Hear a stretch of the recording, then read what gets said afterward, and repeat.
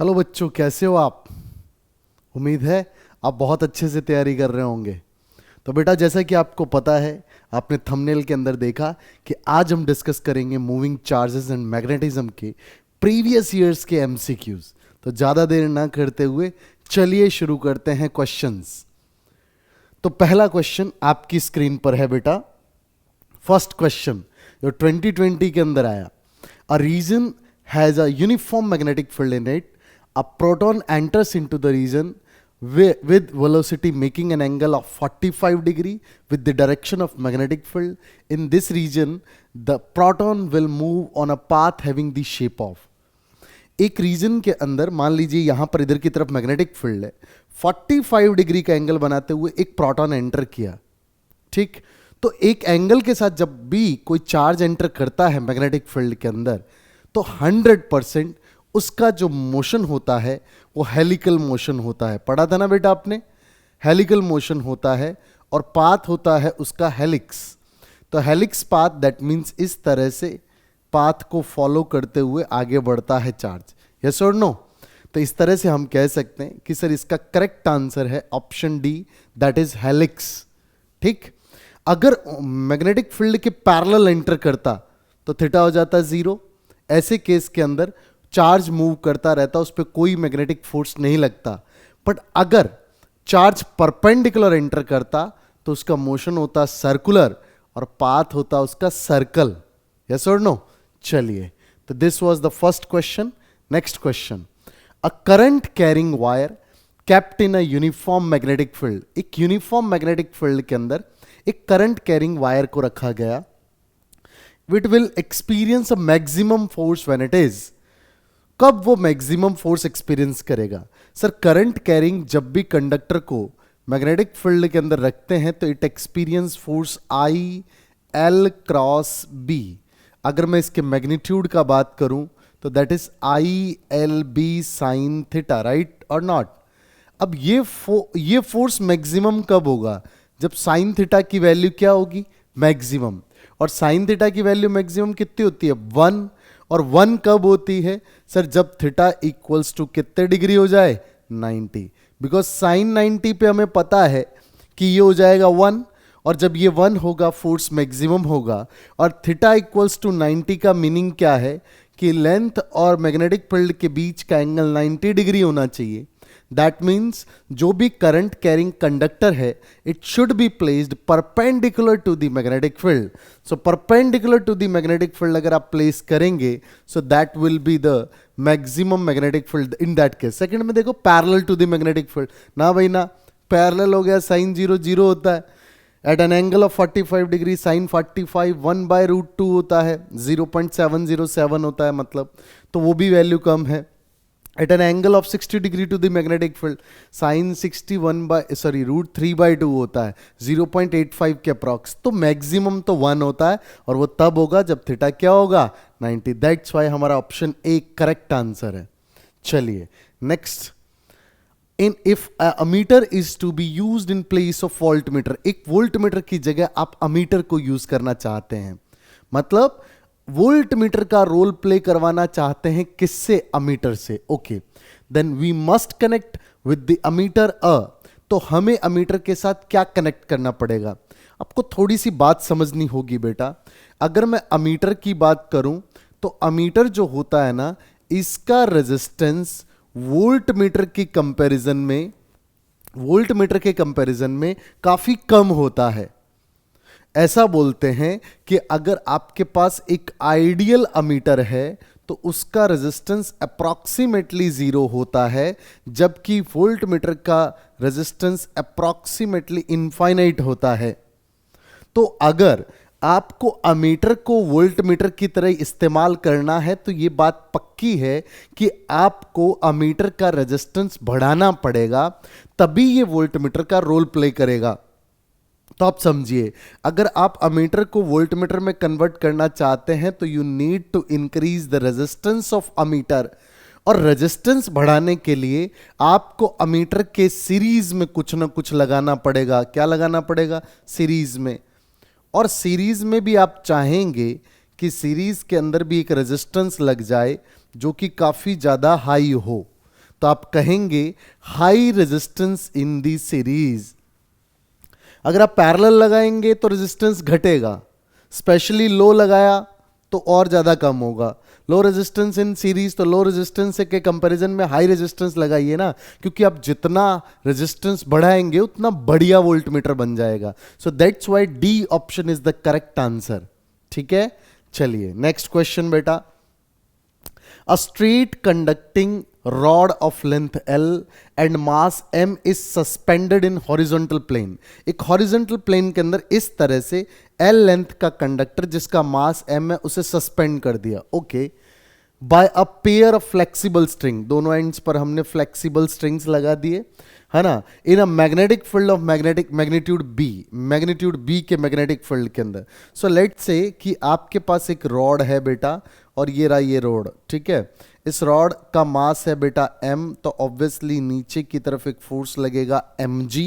Okay, अब दोनों ends पे आपने क्या लगा रखे हैं सर? दोनों ही एंड्स पर स्ट्रिंग है, एक स्ट्रिंग इधर की तरफ, एक स्ट्रिंग इधर की तरफ। बात समझ आ रही है? बिल्कुल। तो ये जो कहना चाहता है, ये कहना चाहता है कि सर इधर की तरफ भी एक टेंशन आएगा T1 और इधर की तरफ भी एक टेंशन आएगा T2। ये दोनों टेंशन्स मिलकर के इस फोर्स को, जो भी mg लग रहा है, इसको मैनेज करेंगे। बट रुकिए, यहां पर मैग्नेटिक फील्ड भी है। लेट से करंट इधर की तरफ फ्लो कर रहा है I, और मैग्नेटिक फील्ड अंदर की तरफ है। मैं मैग्नेटिक फील्ड को यहां पर शो करता हूं, अंदर की तरफ है, तो आप क्रॉस से शो करेंगे, परपेंडिकुलरली इनवर्ड, है ना। चलिए, to remove the tension in the supporting string, the magnitude of the current in the wire is, current जो होगा उसका मैग्नीट्यूड कितना होगा, ताकि इन दोनों टेंशन स्ट्रिंग्स की टेंशन क्या हो जाए? रिलीज, ये दोनों जीरो हो जाए। तो समझो सर, कोई तो भी ऊपर फोर्स लगना चाहिए जो mg को मैनेज करे, और ये फोर्स मैग्नेटिक फील्ड बी की वजह से क्या होगा बेटा? सर ये ऊपर की तरफ होगा, दैट इज मैग्नेटिक फोर्स। और मैग्नेटिक फोर्स का मैग्नीट्यूड कितना होता है? थोड़ी देर पहले ही देखा सर, वो अगर करंट कैरिंग एल लेंथ का कंडक्टर है तो वो होता है I L B sine theta की जगह आएगा 90, क्योंकि आपने इस लेंथ L को B के परपेंडिकुलर रखा है, ये लेंथ का कंडक्टर है। तो आप कहेंगे कि सर फोर्स लगेगा उस पर ILB, और ये ILB बैलेंस होगा किससे? mg से।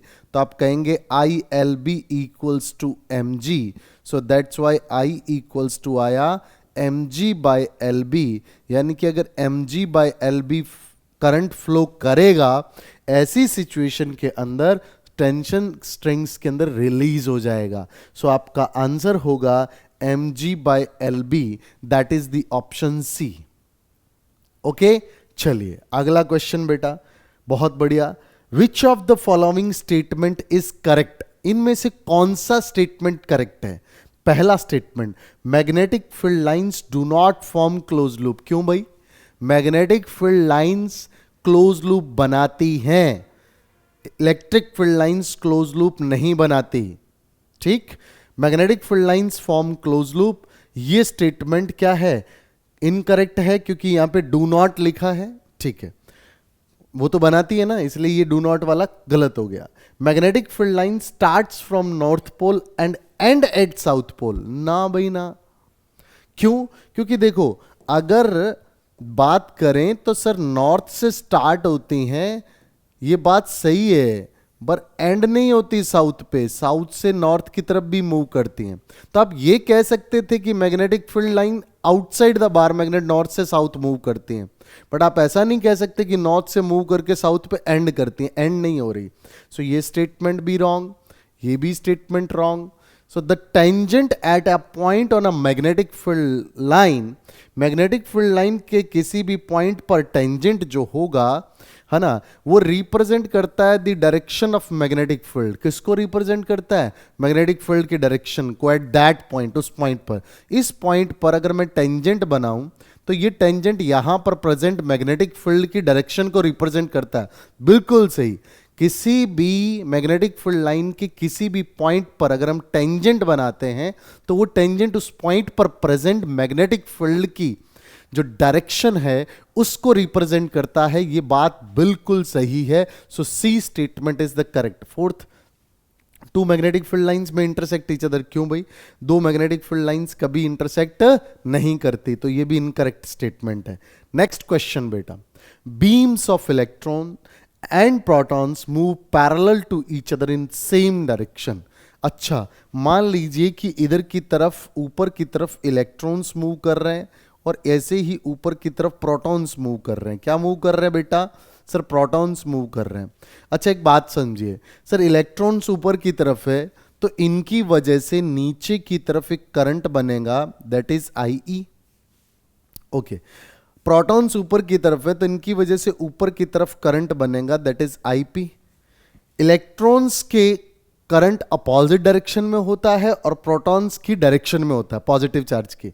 सो दैट्स व्हाई इसकी वजह से करंट नीचे, इसकी वजह से करंट ऊपर। अच्छा, अब ये दोनों करंट अट्रैक्ट करेंगे या रिपेल करेंगे? आप एक बात बताओ, आपने पढ़ा था अगर सेम डायरेक्शन हो तो क्या करते हैं सर? अट्रैक्ट करते हैं। Parallel currents attract each other if they are in the same direction, and if they are in the opposite direction तो they repel each other। वो एक दूसरे को क्या करते हैं बेटा? रिपेल करते हैं सर। तो ये अपोजिट डायरेक्शन में है तो they will repel each other, that means B option will be the correct answer। ठीक है, चलिए बहुत बढ़िया। Next, a long straight wire of radius A carry a steady current I। एक लॉन्ग वायर है, उसकी रेडियस ए है, उसके अंदर स्टेडी करंट आई फ्लो कर रहा है।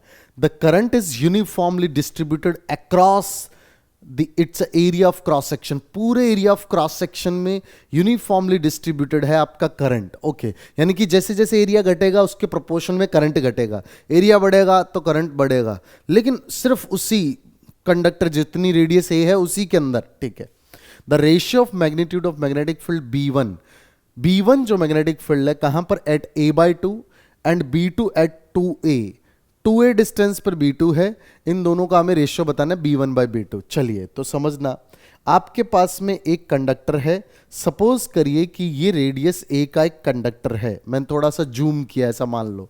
ठीक है, तो सर यहां पर अगर कंडक्टर है, ये इसकी एक्सिस है ना, ये इसकी क्या है बेटा? एक्सिस है। इस एक्सिस से अगर मैं इसकी रेडियस की बात करूं तो यहां तक की रेडियस है बेटा A। कितनी दे रखी है? A।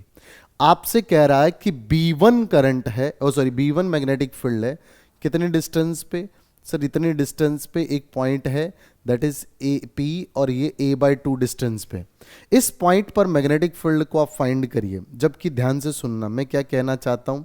मैं ये कहना चाहता हूं बेटा जी, आपको पता है कि सर यहाँ करंट फाइंड करना, सर मैग्नेटिक फील्ड फाइंड करना है तो हमें लगाना पड़ेगा एम्पियर सर्किटल लॉ। कौन सा लॉ? Ampere circuital law. तो मैंने एम्पीरियन लूप बनाया, एक सर्कुलर लूप बनाया। ठीक है, तो आप बोलेंगे सर यहाँ पर लॉ लगेगा B.dl equals to integration of μ0 times of IE। जो इसके अंदर से एनक्लोज्ड है, इसके अंदर से करंट पास हो रहा है, उसकी बात करेंगे। ए रेडियस था तब करंट पास हो रहा था I, यूनिफॉर्मली डिस्ट्रीब्यूटेड है, रेडियस घट गया तो करंट भी घटेगा। देखना कैसे? सर देखो, पहले अगर एरिया था πa² तो करंट फ्लो कर रहा था I। अगर एरिया 1 है तो करंट फ्लो करेगा I/πa²। और अगर एरिया ए कितनी हो गई रेडियस? A/2, तो सर ये एरिया रहेगा πa/2 का स्क्वायर। ओके, तो इसमें से करंट पास करेगा I/πa² टाइम्स ऑफ πa²/4। ठीक है, तो πa² से πa² कैंसल, तो करंट कितना आया बेटा? I/4। ठीक है, और यहां पर B.dl ओपन होगा तो B और dl के बीच का एंगल तो 0 है, तो यहां पर इंटीग्रेशन ऑफ dl बचा, that is μ0 times of I/4। और आपको पता होना चाहिए कि ये dl कितना है? dl हो जाएगा 2πr और r की जगह आएगा A/2। 2 से 2 कैंसिल हो गया, ये हो गया μ0 I/4। b बराबर आया μ0 I/4πa। So this is your B1 not B। ठीक है, चलिए तो ये था आपका ये अगर डायरेक्ट फॉर्मूला से करें तो फॉर्मूला से भी हो सकता है ना, घबराना नहीं है, ठीक है। बस इतना याद रखना कि यहाँ पर इतना ध्यान रखना, अगर आप डायरेक्ट फॉर्मूला कर रहे हो तो फॉर्मूले में ऐसे करेंगे, मैग्नेटिक फील्ड होता है म्यू नॉट आई, यहाँ पर कितना हो गया I/4, और यहाँ होता है 2 पाई, और डी की जगह आएगा A/2। तो आप देख सकते हैं 2 से 2 कैंसिल, तो B1 कितना आया बेटा, सर ये आया mu not I/4 pi A, और यही यहाँ पर हमने इस इंटीग्रेशन से निकाला, ठीक है। यहाँ पर डिस्टेंस थी तो A/2 आ गई, है ना, और करंट की जगह I/4 आ गया, बस इतना ध्यान रखना फॉर्मूला में, ओके।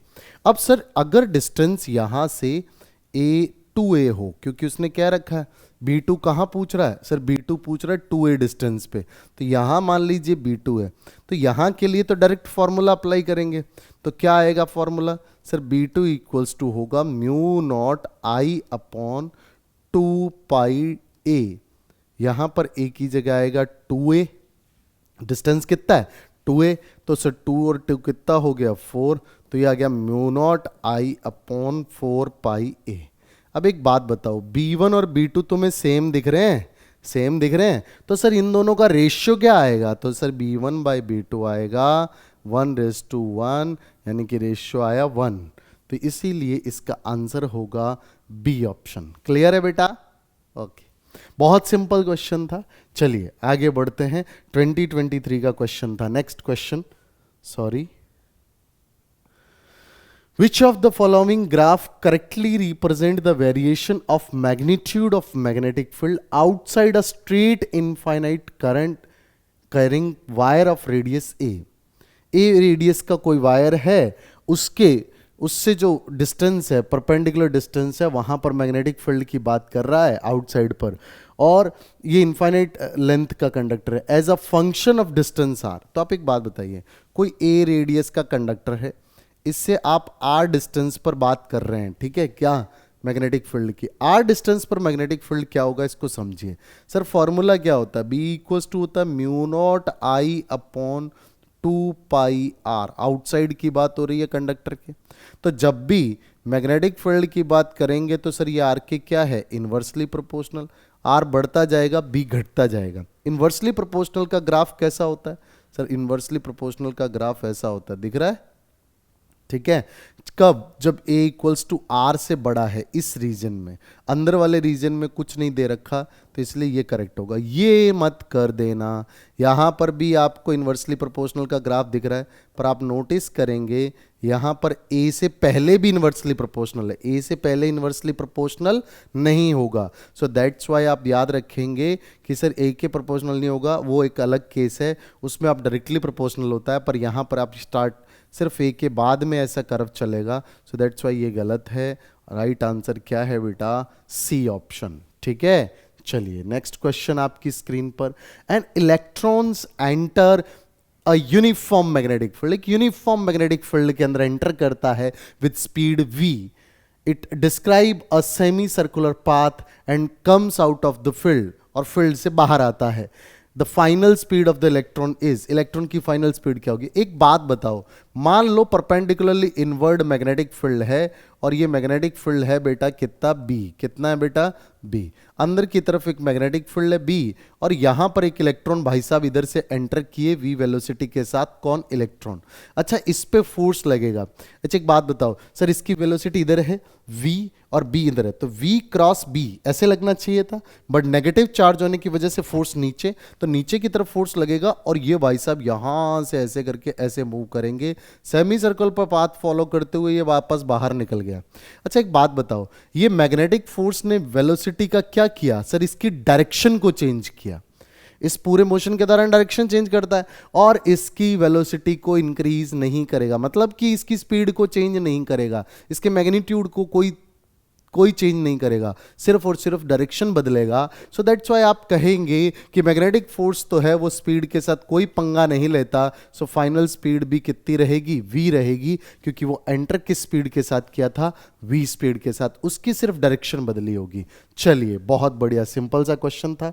अगला क्वेश्चन आपकी स्क्रीन पर, higher the range lower the resistance of ammeter. बिल्कुल सही बात। मैंने क्या बताया, पहले बताया ना आपने ने, आइडियल अमीटर का रेजिस्टेंस 0 होता है ना।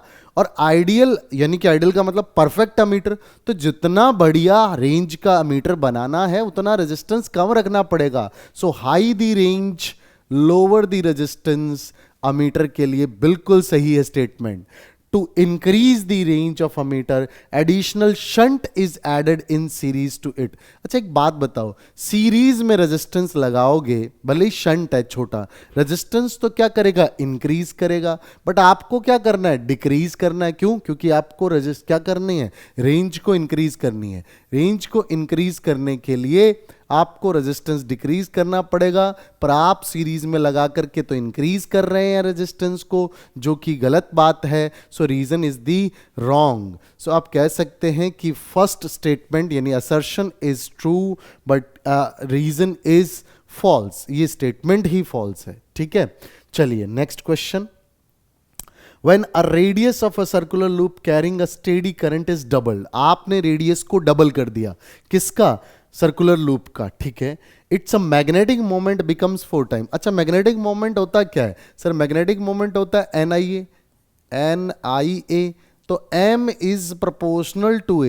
M किसके प्रोपोर्शनल है, A के। और A क्या होता है सर, यहां पर सर्कुलर लूप है तो पाई आर स्क्वायर होगा, यानी कि ये R के क्या है बेटा, स्क्वायर के डायरेक्टली प्रोपोर्शनल। तो आप एक बात बताइए, जब आप इसकी रेडियस को डबल करेंगे, R डबल होगा तो M डबल का स्क्वायर यानी 4 टाइम्स हो जाएगा। तो ये बिल्कुल सही कह रहा है कि मैग्नेटिक मोमेंट बिकम्स 4 टाइम्स। बिल्कुल सही बात है। The magnetic moment of circular loop carrying a steady current is proportional to the area of loop। बिल्कुल सही बात है, वो एरिया के क्या होता है, प्रोपोर्शनल होता है। यस, ये स्टेटमेंट भी करेक्ट है और ये इसका करेक्ट एक्सप्लेनेशन भी है, बिकॉज यही तो लॉजिक है जिसका यूज करके हम कह सकते हैं कि सर रेडियस डबल करने से एरिया क्या हो गया, 4 टाइम्स हो गया, that's why magnetic moment 4 times हो गया। ठीक है, चलिए बहुत बढ़िया।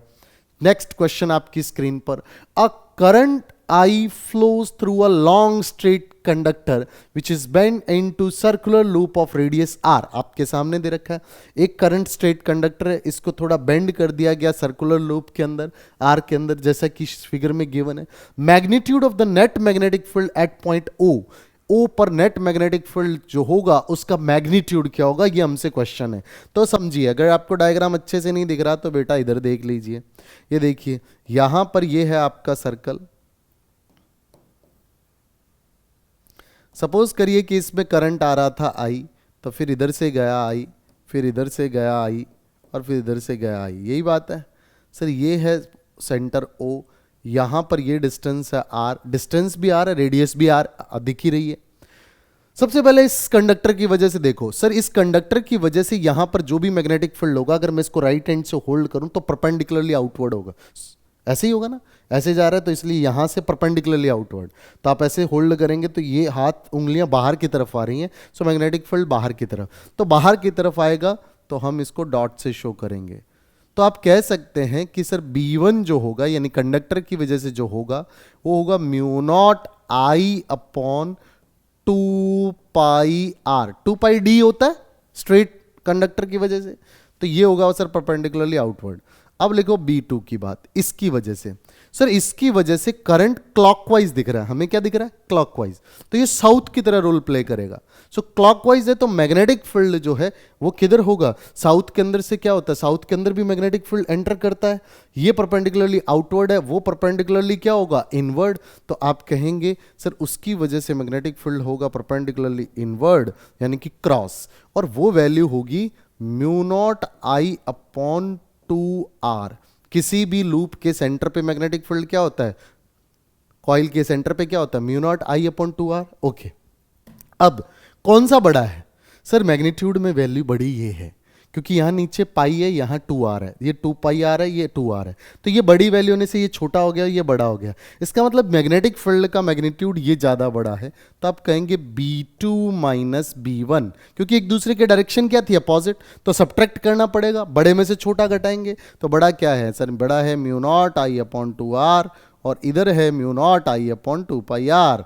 तो इधर से कॉमन क्या आया सर, कॉमन आया mu naught I upon 2R।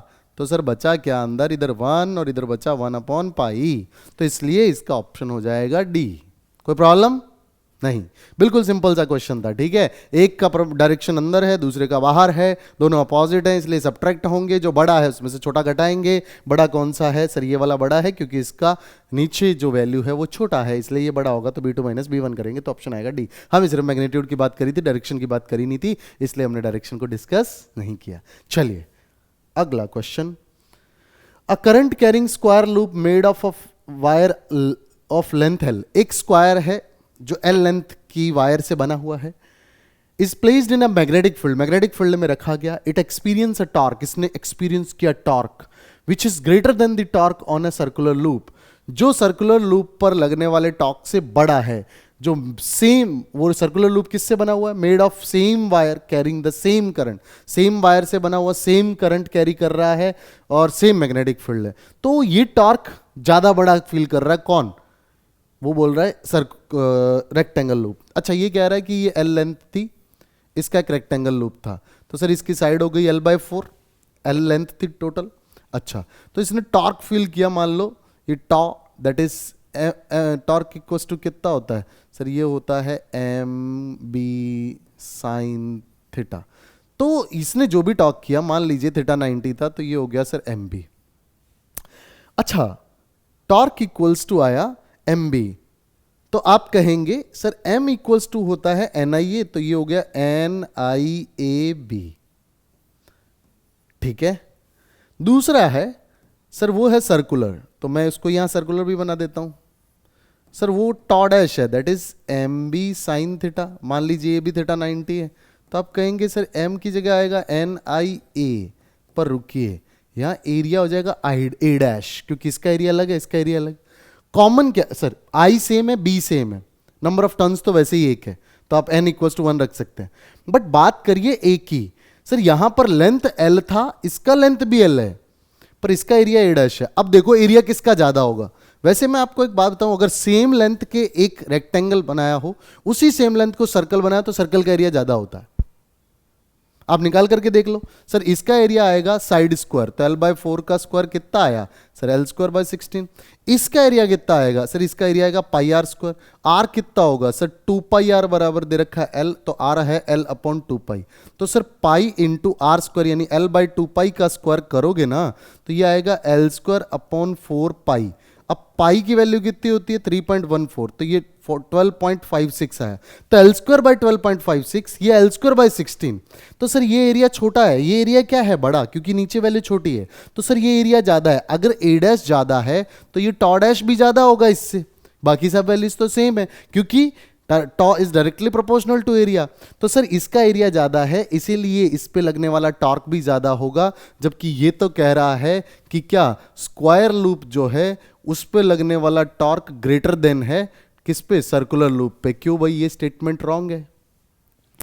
Reason क्या दे रखा है, square loop occupies more area than a circular loop. क्यों भाई, circular loop occupies more area than a square loop if they are made of the same length. तो ये statement भी wrong है इसका, कि स्क्वायर लूप का एरिया ज्यादा होता है ना भाई, सर्कुलर लूप का एरिया ज्यादा होता है अगर सेम लेंथ की वायर से बनाए जाए तो। ठीक, तो इसलिए दोनों स्टेटमेंट रॉन्ग है। चलिए अगला question, an electron is release from rest, एक इलेक्ट्रॉन को अपने रेस्ट में से रिलीज किया in a region of uniform electric and magnetic field. एक रीजन है जहां यूनिफॉर्म इलेक्ट्रिक और मैग्नेटिक फील्ड है and acting parallel to each other. अच्छा सर, इधर की तरफ एक इलेक्ट्रिक फील्ड है और इधर की तरफ एक मैग्नेटिक फील्ड है, यहां पर तुमने ड्रॉप कर दिया एक इलेक्ट्रॉन को। स्टार्टिंग कंडीशन समझिए सर, शुरू में सर ये यहां पर रेस्ट में है। सर इनिशियली अगर मैं बात करूं तो सर ये रेस्ट में है, सो रेस्ट में है इसका मतलब वेलोसिटी कितनी है 0। तो अगर मैं मैग्नेटिक फोर्स की बात करूं तो मैं ये दावे से कह सकता हूं ये भी कितना होगा 0, क्योंकि सर रेस्ट पे पड़े चार्ज पर मैग्नेटिक फोर्स नहीं लगता। ओके, तो मैग्नेटिक फोर्स गया काम से। अब बात करते हैं इलेक्ट्रिक फोर्स की। सर इलेक्ट्रिक फोर्स लगेगा, कितना लगेगा, -E/E लगेगा। माइनस का मतलब है इलेक्ट्रिक फील्ड के अपोजिट, तो सर ये इधर की तरफ मूव करना स्टार्ट करेगा। क्यों, क्योंकि सर इलेक्ट्रिक फोर्स लग रहा है। बट जब ये स्टार्ट कर दिया मूव करना, अब तो मूव करना है ना, तो दिमाग लगाओ, क्या अब मैग्नेटिक फोर्स लगेगा। सर ये मूव इधर कर रहा है तो इसकी वेलोसिटी की डायरेक्शन इधर हो गई, तो वेलोसिटी और मैग्नेटिक फील्ड फिर से एक दूसरे के क्या होगा, एंटी पैरेलल, V उधर है B इधर है, तो एंटी पैरेलल के केस में मैग्नेटिक फोर्स कितना लगेगा, Fm बराबर क्या होता है, QVB साइन थीटा, यहां पर थीटा कितना हो जाएगा 0, सो थीटा 180 हो जाएगा, साइन 180 कितना होता है 0, सो उस केस में भी कोई फोर्स नहीं लगेगा, कौन सा, मैग्नेटिक फोर्स। तो इसका तो कोई मतलब ही नहीं रह गया, मैग्नेटिक फोर्स लग ही नहीं रहा, सिर्फ इलेक्ट्रिक फोर्स लग रहा है, और वो उसको फिर और लगाता रहेगा, स्ट्रेट लाइन में मूव कराता रहेगा, इसलिए electron move along the straight line. ठीक, चलिए बहुत बढ़िया। Next question, A straight current carrying conductor is placed inside a uniform magnetic field. एक straight current carrying conductor है, उसको uniform magnetic field के अंदर रखा गया. The force per unit length acting on the conductor is, force per unit length जो भी conductor पे लगेगी वो क्या होगी, वो कब मैक्सिमम होगी या कब मिनिमम होगी, यही पूछ रहा है। तो अब बराबर क्या होता है sir, straight current carrying conductor पे लगने वाला फोर्स होता है ILB sine theta, per unit length बोल रहा है तो F/L इधर चला गया तो ये हो गया IB साइन थीटा। तो सर ये फोर्स थीटा पे डिपेंड कर रहा है, ये फोर्स मैक्सिमम सिचुएशन में होगा जब sine theta maximum, sine theta maximum होता है 1, और वो तब होता है जब थीटा होता है 90। 90 का मतलब है कि जब कंडक्टर को मैग्नेटिक फील्ड के परपेंडिकुलर रखा गया है, तो मैक्सिमम होगा when the conductor is perpendicular to the direction of magnetic field. Clear, चलिए नेक्स्ट क्वेश्चन आपकी स्क्रीन पर। Very good.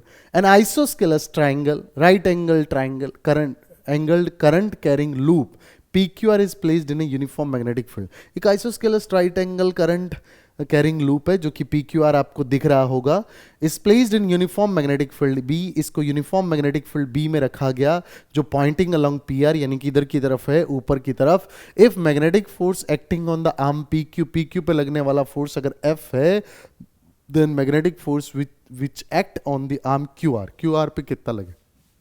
एक बात सोचो, मान लो ये लेंथ है, अच्छा ये इधर की तरफ है, मान लो ये करंट ऐसे जा रहा है, ठीक है, तो सर इस पे फोर्स कितना लगेगा, PQ पे लगने वाला फोर्स होगा FPQ, कितना होगा सर ILB साइन 90। क्यों 90 सर, क्योंकि ये लेंथ है, मैग्नेटिक फील्ड ऊपर की तरफ है, परपेंडिकुलर एक दूसरे के, ओके, तो सर 991 हो गया, तो ILB फोर्स लग रहा है ना, और इसी फोर्स को इसने क्या कहा F।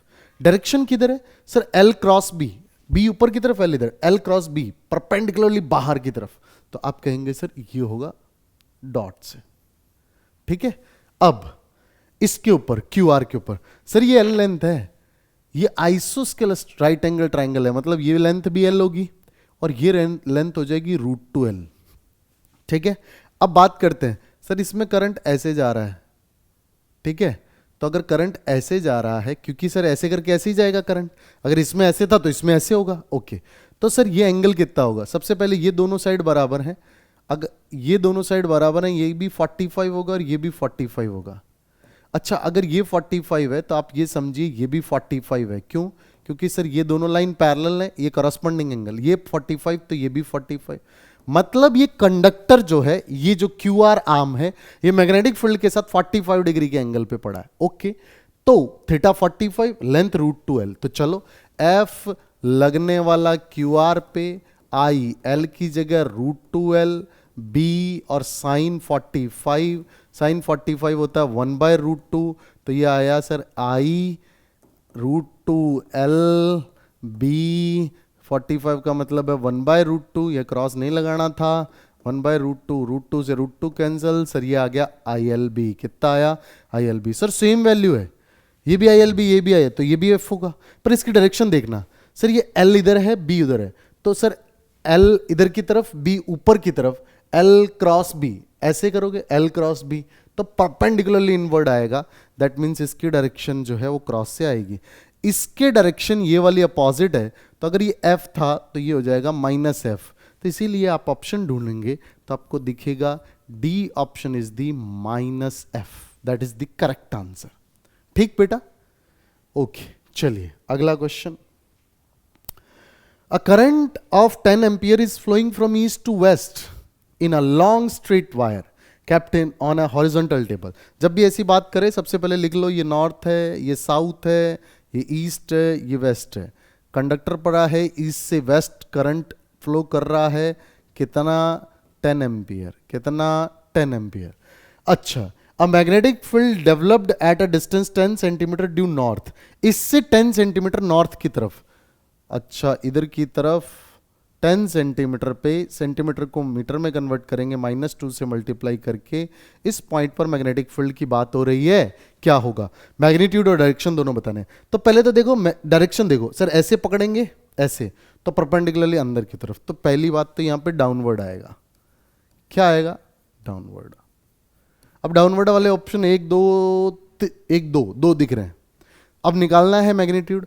बी बराबर क्या होता है सर? करंट कैरिंग कंडक्टर की वजह से mu naught I 2 pi r या डी होता है। म्यू नॉट अपॉन 2 पाई की वैल्यू होती है 2 इंटू 10⁻⁻7। आई की वैल्यू है 10 और आर की वैल्यू हो जाएगी 10 इंटू 10⁻2। आप ये सब अच्छे से जानते हैं कि सर 10 to 10 कैंसिल, -2 ऊपर जाकर के +2, -7 + 2 कितना हो गया? -5। तो सर ये होगा 2 इंटू 10⁻5 टेस्ला और downward. So that's why option A is the correct answer. ठीक, चलिए अगला क्वेश्चन आपकी स्क्रीन पर। An electron and a proton moving along the same direction, electron और प्रोटॉन सेम डायरेक्शन में जा रहे हैं विद सेम काइनेटिक एनर्जी के साथ जा रहे हैं। The enter in a uniform magnetic field, uniform magnetic field में एंटर करेंगे perpendicular to the their velocities, जो मैग्नेटिक फील्ड परपेंडिकुलर उनकी वेलोसिटी के। बेटा जब भी परपेंडिकुलर कोई चार्ज एंटर करता है मैग्नेटिक फील्ड में तो कैसा मोशन करता है? सर्कुलर। तो सर्कुलर मोशन करेंगे। The dependence of radius of their path, path circle होगा और सर्कुलर पाथ के अंदर वो बोलता है रेडियस जो है वो मास पे कैसे डिपेंड करेगा। तो एक बात बताओ, सर्कुलर पाथ फॉलो करता है और आर बराबर होता है mv/qb, ये आप सबने सीखा ना। अब इस केस के अंदर देखिए क्या है सर, मास पे डिपेंडेंसी पूछ रहा है, सेम काइनेटिक एनर्जी दे रखी है। अब इलेक्ट्रॉन और प्रोटॉन है तो चार्ज दोनों पे ऑलरेडी क्या है? सेम। अब काइनेटिक एनर्जी दे रखी है, ये दिमाग में रखना सर। काइनेटिक एनर्जी बराबर क्या होता है सर? k बराबर होता है ½ mv²। मैं इस mv को काइनेटिक एनर्जी से रिप्लेस करने की कोशिश करता हूं, तो मैं इधर 2 भगा दिया तो ये हो गया 2k = mv²। दोनों तरफ m से मल्टीप्लाई कर दूं तो 2mk = m²v²। तो सर ये आया 2mk = p²। और क्योंकि ये p है, mv p होता है, p यानी कि मोमेंटम, p² बराबर 2mk, तो ये हो जाएगा p = 2mk। यानी कि mv की जगह मैं रिप्लेस कर सकता हूं √2mk।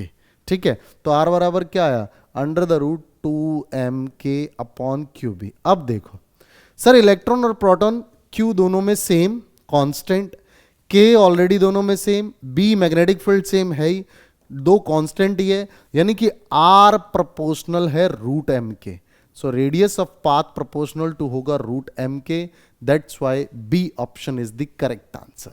ठीक बेटा, चलिए नेक्स्ट क्वेश्चन आपकी स्क्रीन पर। 2 wires carrying current I1 and I2, one slightly above the other. 2 current carrying wire है, एक में I1 करंट है, दूसरे में I2, एक दूसरे के ऊपर रखा गया है हॉरिजॉन्टल प्लेन के अंदर, जैसा कि दिखाया गया। कंडक्टर एक ऐसा पड़ा है I1, एक ऐसा पड़ा है I2। The reason vertically upward strongest magnetic field, upward magnetic field कब होगा और स्ट्रॉन्गेस्ट होना चाहिए? तो सुनो, सबसे पहले देखो I1 की वजह से करंट ऐसे पकड़ूं तो बाहर की तरफ आएगा, इस I1 में भी, सॉरी फर्स्ट में भी और सेकंड में भी।